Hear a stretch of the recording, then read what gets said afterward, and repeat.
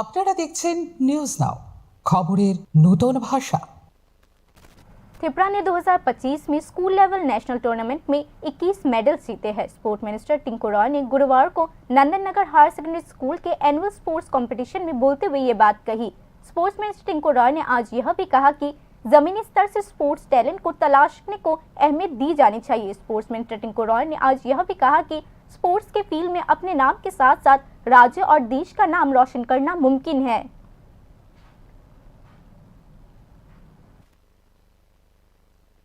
খেলাধুলা এরকম একটা বিষয়, শুধুমাত্র এরকম শরীর ভালো এবং মন ভালোর জন্য নয়, আজকের দিনে সামাজিকভাবে নিজেকে প্রতিষ্ঠিত করতে গিয়েও কিন্তু আজকে খেলাধুলা একটা গুরুত্বপূর্ণ ভূমিকা নিচ্ছে। এবং আমরা ছেলে মেয়েদেরকে চাই যেন তারা সুস্থ সবল থাকে, ভালো থাকে।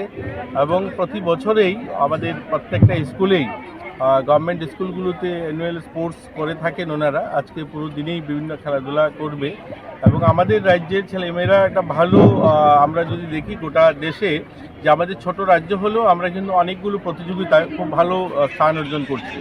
এই বছর আমরা দেখি যদি 25-26, অর্থাৎ এই বছরটা তো শুরু হলো 26-এর, গত 25 যে গেল 2025-25-এ আমরা প্রায় 21খানা স্কুল স্তরে ছেলে মেয়েরা যে সমস্ত টুর্নামেন্ট ন্যাশনাল লেভেলে হয়েছে সেখানে গোল্ড, সিলভার, ব্রোঞ্জ মেডেল জিততে পেরেছি। তো আমরা আশাবাদী আগামী দিনও ভালো হবে এবং এই সমস্ত স্কুল থেকেই প্রতিভাবান খেলোয়াড়রা বেরোবে।